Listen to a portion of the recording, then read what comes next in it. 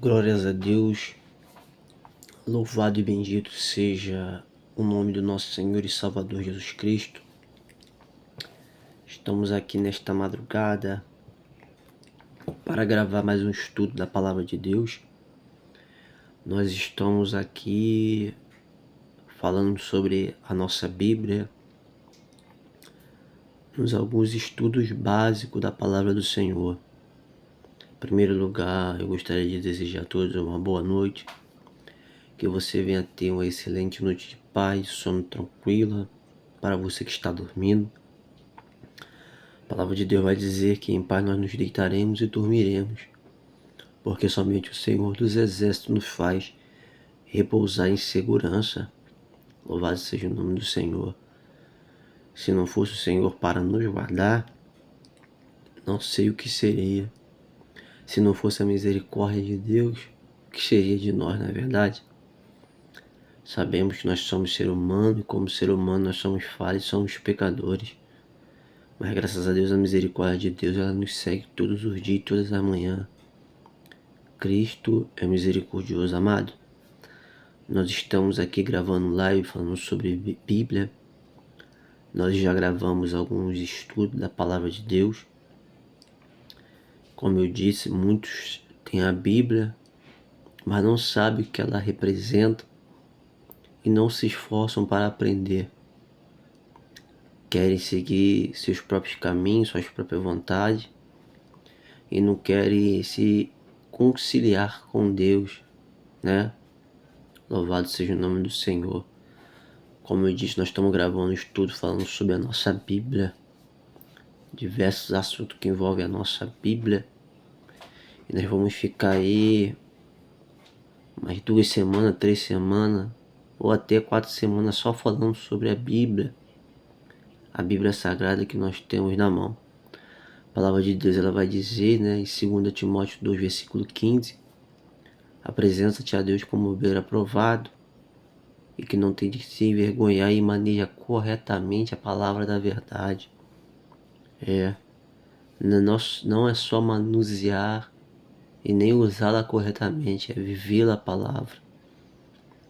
Eu costumo dizer que ninguém anda à luz da Bíblia, porque se nós formos colocar a Bíblia toda em prática, nós vamos ver que nós temos muita coisa que melhorar, e todos os dias nós derrubamos gigantes. Amém? Então, shalom a todos. Hoje nós vamos gravar esse estudo falando sobre o cânon da Bíblia. Então, o cânone bíblico cânone das Escrituras é a lista de texto ou livros religiosos que uma determinada comunidade aceita como sendo inspirados por Deus. Autoritativos, a palavra cânone vem do grego, que significa régua ou vara. Então nós vemos que a régua é para medir e a vara serve para corrigir.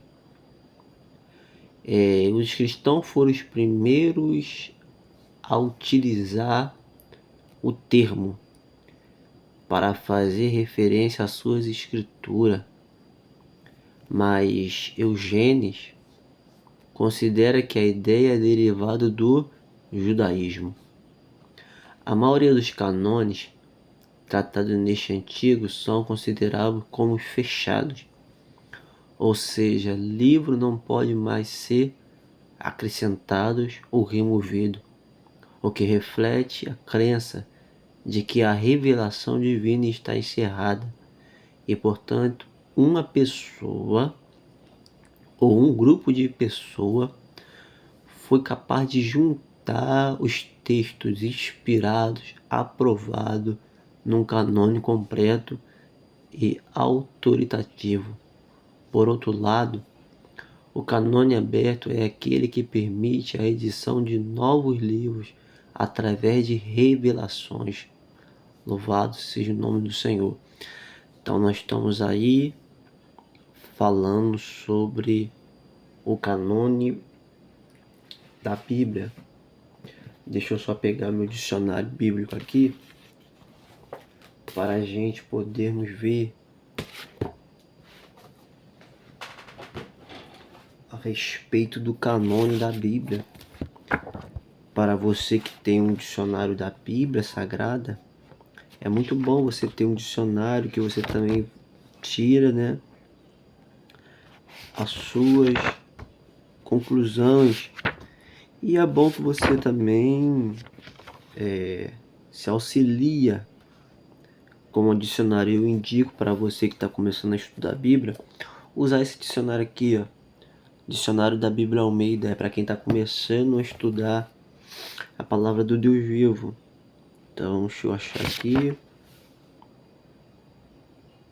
Louvado seja o nome do Senhor. Nós vemos aí que tem o canon do Antigo Testamento e tem também o canon do Novo Testamento.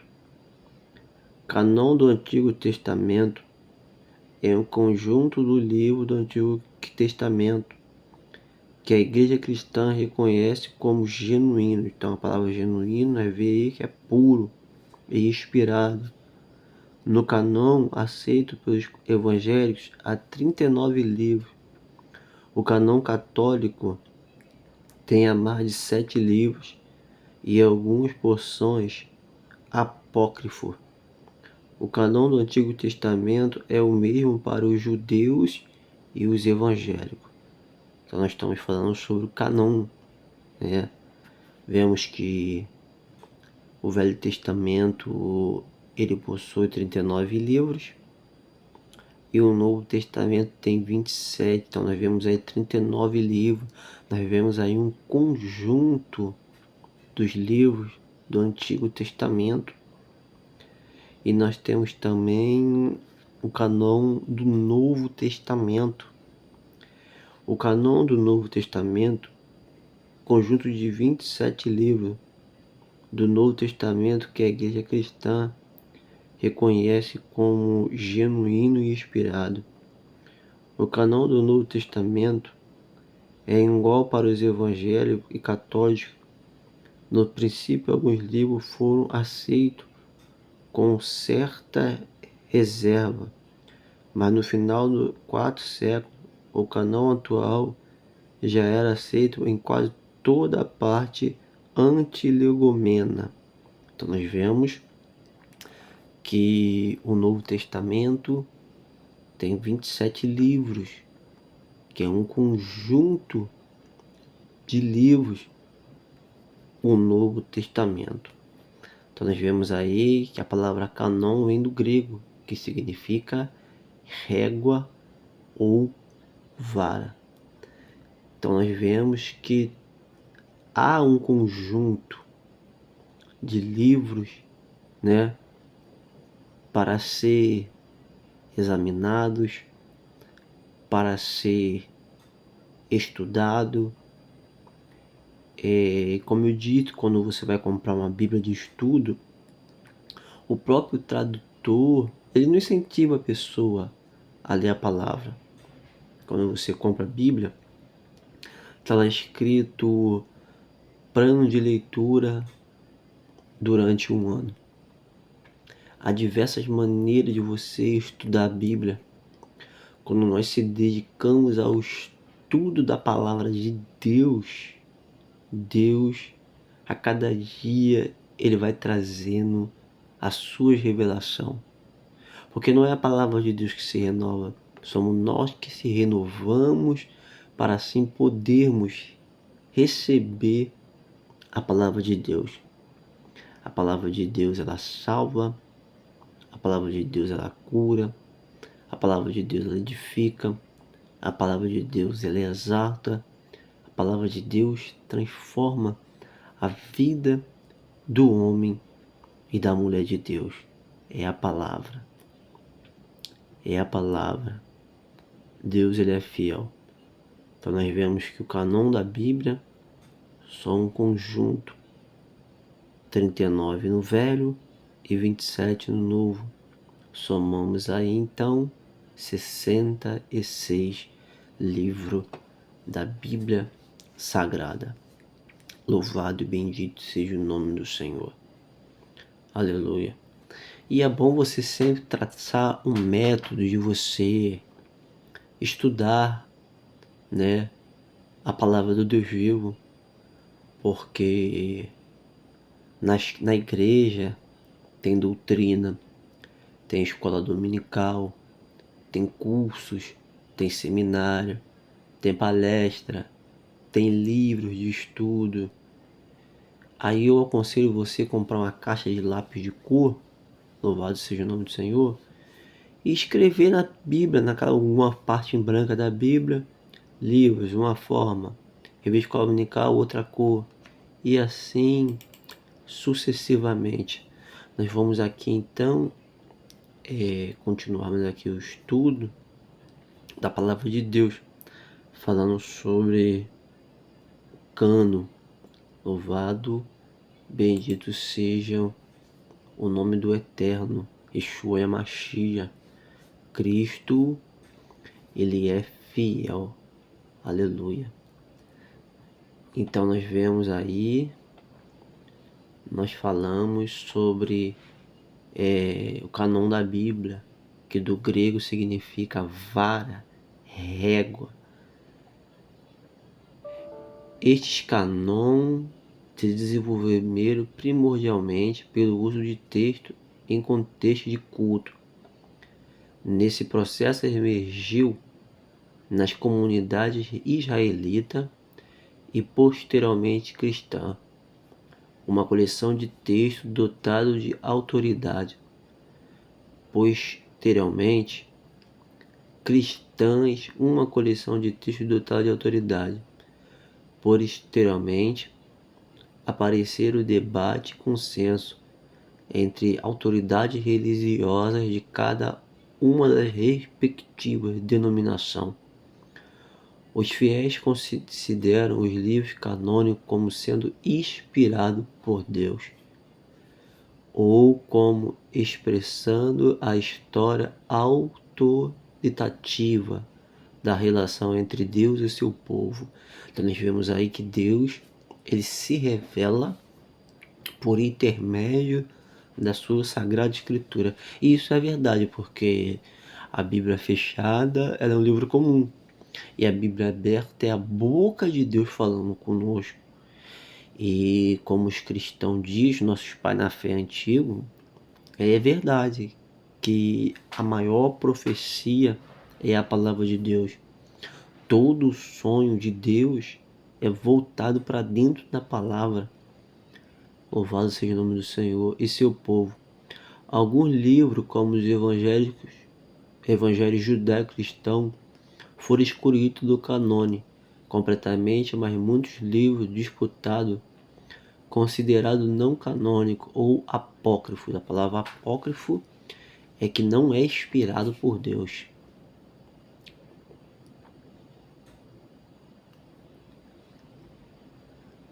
Por alguns são considerados como sendo apócrifos bíblicos ou deuterocanônicos, ou plenamente canônicos por outra diferença. Existe entre a Tanakh judaica e os canônicos bíblicos cristãos e entre os cânones das diferentes denominações cristãs. Critérios e processos de canonização diferentes ditam o que as diversas comunidades consideram como escritura inspirada. Em alguns casos, nos quais diferentes graus de inspiração se acumulam, é prudente discutir textos que se foram elevados ao status de canônico numa única tradição religiosa, e ainda mais complexo quando considera os cânones abertos das várias grupos de movimentação do santo dos últimos dias, os mormons, como raízes no cristianismo, e as revelações recebem pelos seus diversos líderes ao longo dos anos dentro do propósito do movimento. E nós vemos aqui que também tem o cânone judaico e o rabínico, né? Judaico pré-rabínico. Para falar da Bíblia, nós temos também que falar sobre o judaísmo, porque a Bíblia ela foi escrita em hebraico, aramaico e grego, depois traduzido para o latim e transliterado para o português. Então nós vemos que o hebraico, o Antigo Testamento, é voltado para a nação de Israel, onde o povo era judeu. Antes do surgimento do judaísmo rabínico com a Mishnah, final do século, o cânone estava aberto entre as diversas vertentes israelitas, entre os manuscritos do Mar Morto e a edição de Tider de Sá, em 1999, cito como livro dotado de autoridade o livro dos jubileus em 1 Enoque. Primeiro Enoque é um livro apócrifo. Este último livro era popular entre corrente mística do judaísmo. Já autores como Filó de Alexandria, Joséfo e autores do Novo Testamento citam os livros da Torá e dos profetas, sem problema como dotados de autoridade, variando na citação sobre os escritos. E o judaísmo rabínico, né? O judaísmo rabínico reconhece os 24 livros do Testamento Massorético, geralmente conhecido como a Tanakh, Torá, Pentateuco, tudo é a mesma coisa, ou Bíblia hebraica.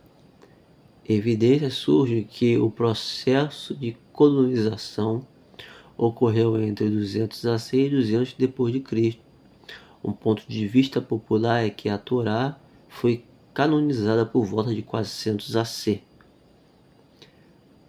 Nefim, que do hebraico significa profeta, por volta de 200 AC, e Keluvim, que significa escrito, Ketuvim, escrito, volta de 100. A hipótese antes de popular entre alguns círculos acadêmicos de que houve um concílio de Jamínia, no qual as autoridades judias discutem o canão hoje rejeitado segundo as escrituras judaicas, além da Torá, a Nefsim, são fruídas como diferentes grupos, considerados diferentes livros como autoritativos. O Deuteronômio, parte da Torá, inclui uma proibição contra a edição ou remoção.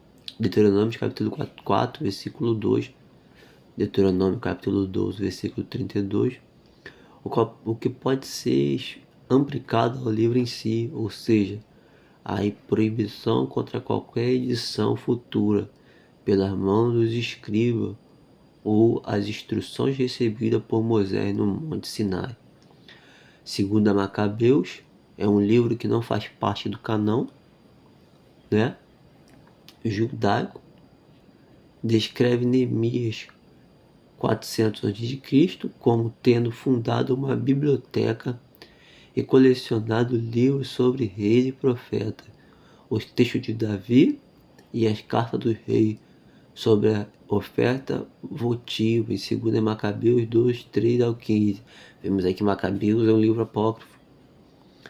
O livro de Neemias sugere que o sacerdote escriba Esdras levou a Torá de volta do cativeiro na Babilônia para Jerusalém, onde foi reconstruído o templo. Neemias capítulo 8 e Neemias capítulo 9, por volta da mesma época. Tanto primeiro quanto segunda Macabeu sugere que Judas Macabeus, em 167 AC, a.C., abreviado, também colecionou o livro sagrado, o que levou alguns estudiosos a sugerir que o canônico judaico teria sido estabelecido pela dinastia dos Asmoneus. Porém, estas fontes primárias não sugerem que o canônico estava fechado na época e também não deixa claro que os livros sagrados da época eram os mesmos que mais tarde fariam parte do canone. A Grande Assembleia, também conhecida como Grande Sinagoga, era, segundo a tradição talmúdica, uma assembleia de 120 escribas, sábios e profetas, do final da era dos profetas bíblicos até a época do desenvolvimento do judaísmo rabínico, e marcou a transição da época profética à época do rabino. Ele teria sido extinto por cerca de 200 anos e acabou em 70 com a destruição de Jerusalém pelo Império Romano. Entre os desenvolvimentos do judaísmo atribuídos a eles está a ficção do canônico, incluindo os livros de Ezequiel, Daniel e Esther, um dos 12 profetas menores. A introdução da festa de Purim e a instituição da oração conhecido como Shimon Eresh, além das bênçãos, orações, rituais da sinagoga. Além da Tanakh, o grupo majoritário do judaísmo rabínico considera o Talmud em hebraico como sendo outro texto autoritativo e central. Trata-se de um registro de discussão rabínica sobre lei ética, filosofia, costume e história do judaísmo. O Talmud está dividido em dois componentes: a Mishnah 200 AC, o compêndio escrito da lei oral judaica, a Gemara, esclarecimento sobre a Mishnah e outros textos Tanakh. A diversa citação no Talmud, mesmo este livro não fazendo parte do canone hebraico. O Talmud é a base para todos os códigos da lei rabínica.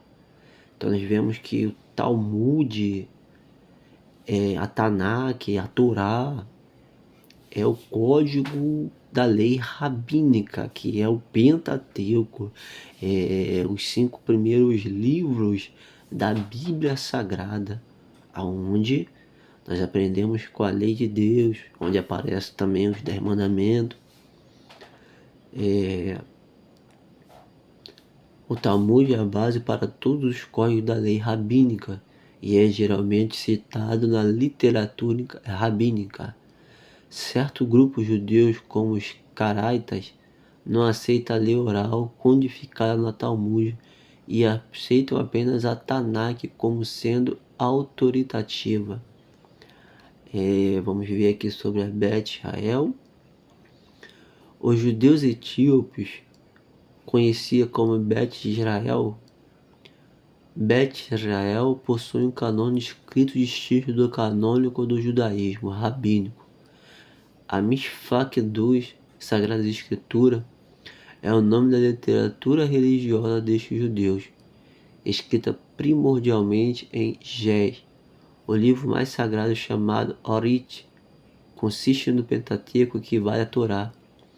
Acrescido de Josué, Juízes e Ruth, o resto do canônico é considerado como de importância secundária e consiste no restante do canônico hebraico, como a possível exceção do livro da Lamentação e vários livros deuterocanônicos entre Siracida, Judite, Tobias, Esdras, Baruque, os 3 livros conhecidos como Migbar, Macabeus e Tibos, Jubileus e Enoque, Testamento de Abraão, Testamento de Isaac, o Testamento de Jacó. Estes 3 últimos testamentos patriarcais são únicos dos judeus etíopes.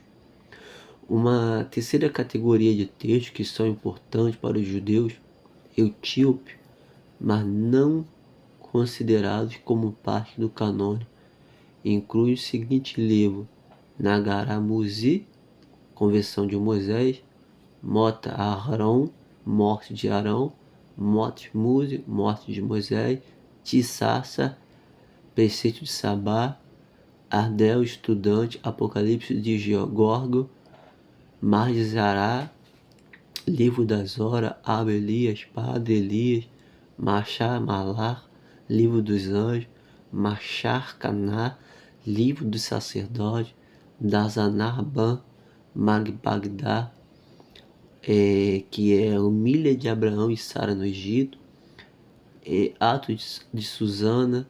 Então nós vemos aí que são livros apócrifos. E nós temos também o canone samaritano. Então nós vamos ver aqui nesse exato momento o canone samaritano. Outra versão da Torá escrita no alfabeto samaritano também existe e está associada aos samaritanos, em hebraico e em árabe, o povo cuja história nas palavras da enciclopédia judaica começa com a captura de Samaria pelos assírios em 722 AC, que é antes de Cristo. A Samaria corresponde a grosso modo com o território do antigo reino de Israel. A relação da Torá samaritana com o texto massorético anda e temas de disputas alguma diferença. São menores como as ideias das diferenças pessoas mencionadas na lista genealógicas, mas outras são maiores, como o mandamento da monogamia, que só existe na versão samaritana. Mais importante, o texto samaritano também diverge do massorético, ao afirmar que Moisés recebeu os 10 mandamentos no monte de Genzim e não no monte Sinai, e que foi no alto deste montanha que os sacrifícios deveriam ser feitos a Deus e não no templo de Jerusalém. Apesar disso, estudiosos consultam a versão samaritana para apoiar na determinação do texto original da Torá e também para retraçar o desenvolvimento das famílias textuais. Alguns rolos entre os manuscritos do Mar Morto foram identificados como sendo do texto tipo proto-samaritano da Torá. Comparação também já foram feitas entre a Torá samaritana e o Pentateuco da Septuaginta grega. Os samaritanos consideram a Torá como sendo escrita e inspirada, mas não aceita nenhuma outra parte da Bíblia. Uma posição provavelmente defende pelos históricos saduceus. Além disso, o canone não foi expandido para acréscimo de nenhum texto unicamente samaritano. Há um livro de Josué samaritano, mas trata-se de uma crônica popular escrita em árabe e não considerado canônico. Outros textos religiosos não canônicos incluem o Mirmar, Marcar, Doutrina de Micará, Livro de Oração, ambos do segundo ou depois. Os descendentes modernos dos samaritanos que vivem nos estados modernos de Israel e Palestina consideram a sua versão da Torá como completa e autoritativa. Ele se autodefine como verdadeiro guardião da lei, uma reivindicação reforçada pela alegação da comunidade. Tradicionalmente, associa a antiga cidade bíblica de Siquém, de estar de posse das mais antigas cópias sobreviventes da Torá, que eles acreditam ter sido escrita por Abishá, neto de Arram. Então nós vemos aí que nós estamos falando sobre o cânon bíblico da Bíblia. Então nós vemos aí, vamos ver agora sobre o cânon bíblico cristão, o cristianismo primitivo. Então nós vemos aí que o cristianismo primitivo foi a primeira comunidade cristã Nós vemos em Atos dos Apóstolos, onde conta a história, né, da igreja primitiva, onde ali os cultos em Atos dos Apóstolos, os cultos eram realizados nas casas, e onde o povo se reunia para estar buscando a Deus. O povo estava sofrendo uma perseguição por Roma, por alguns imperadores que eram bárbaros, que torturavam os cristãos.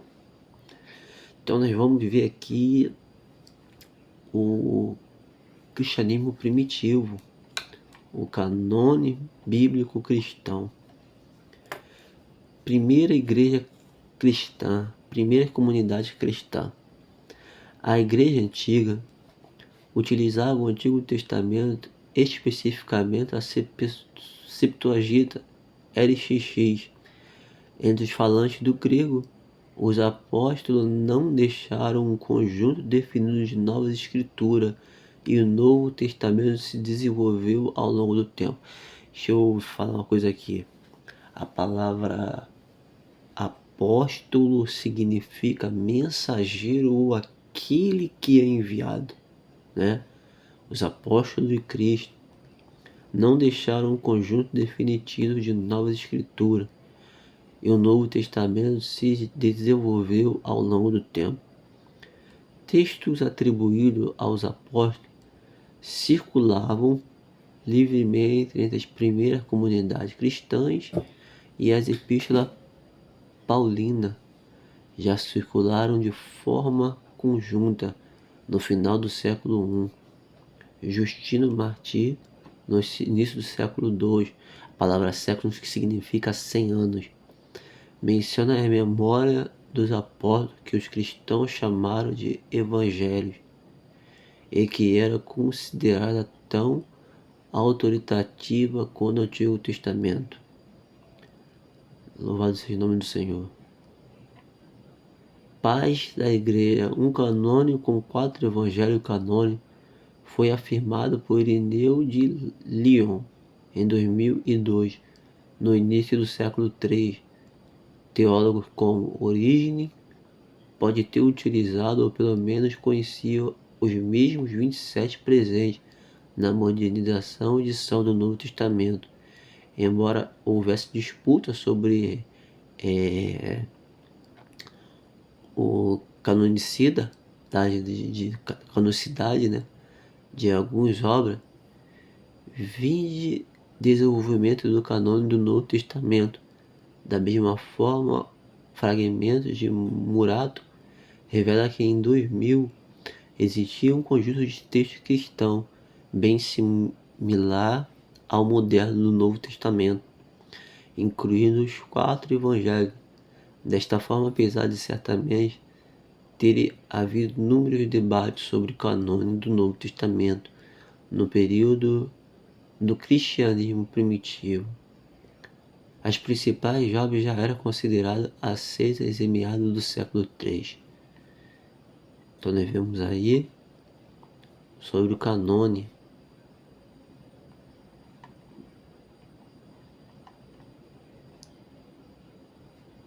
Então nós vemos aí que existe vários tipos de canone. Nós vamos falar agora um pouquinho sobre o canone orientais.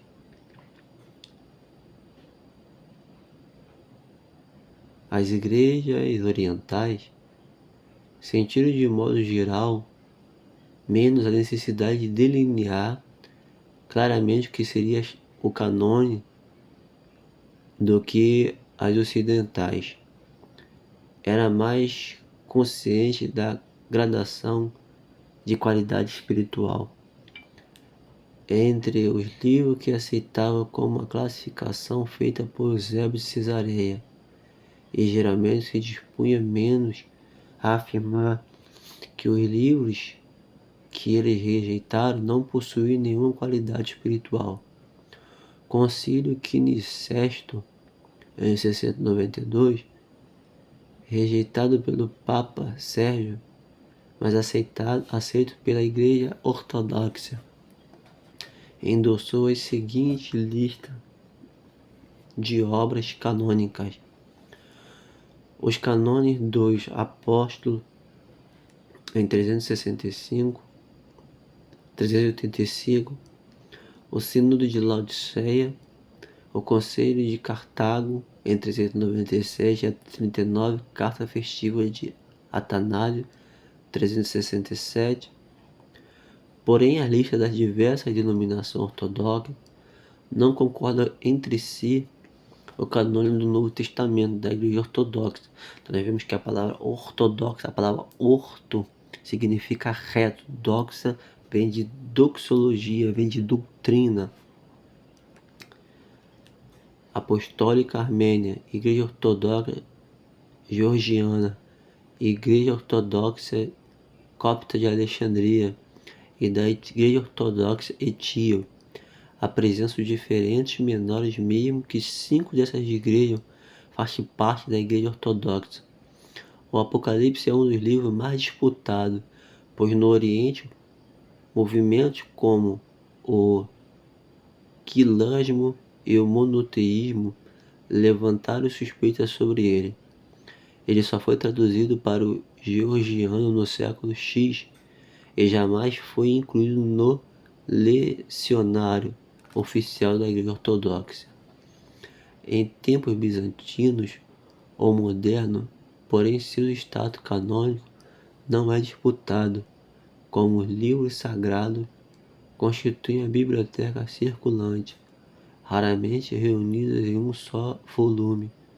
Os cristãos orientais consideravam o cânon como um reconhecido da autoridade da Igreja, sobre quais livros deveria ser lido nos cultos e nas decisões da vida cristã. Assim, denominação como a Igreja Ortodoxa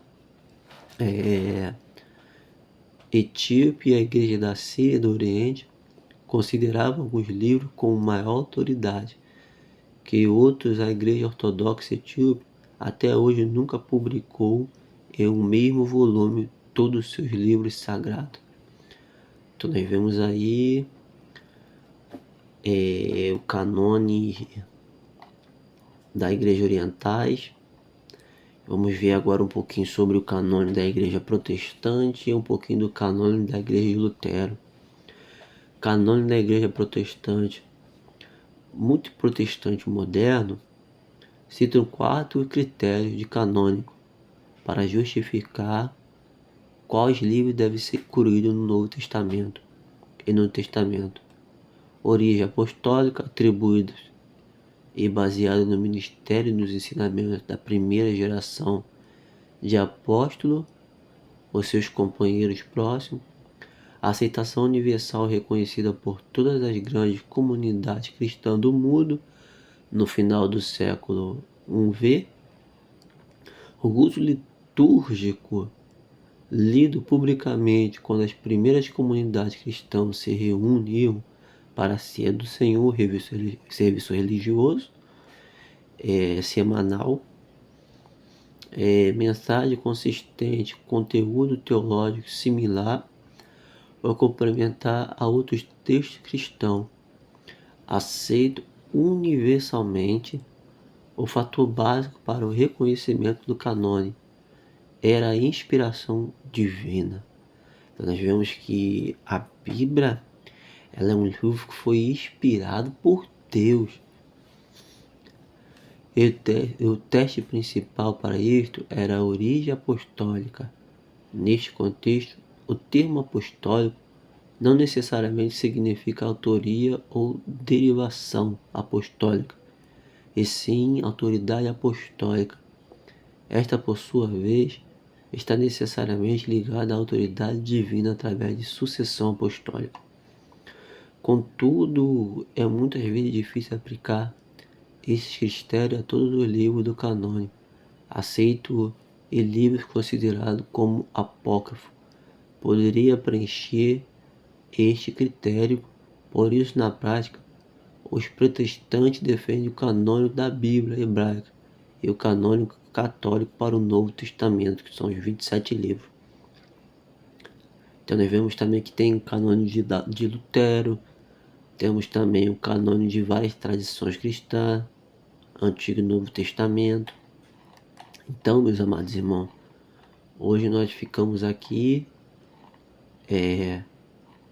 aprendendo um pouquinho sobre o canone da Bíblia.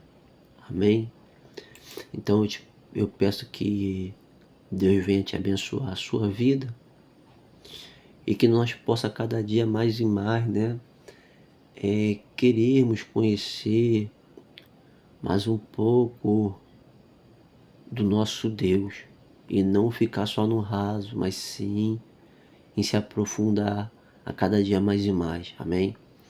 Então nós vamos ficar hoje com essa aula, vamos estar encerrando aqui e vamos agradecer a Deus. Passamos aqui essa madrugada gravando o canone da Bíblia. Senhor, graças eu te dou por nesta madrugada o Senhor estar comigo para podermos um pouquinho falar da tua Sagrada Escritura. Que o Senhor venha nos dar uma noite de paz, de sono tranquilo, Pai. E que o Senhor nos ensine a viver, Deus, a sua palavra. Muito obrigado por tudo. É que eu te peço, te oro, em nome de Jesus. Amém. Shalom a todos e tenha uma ótima noite de salvação.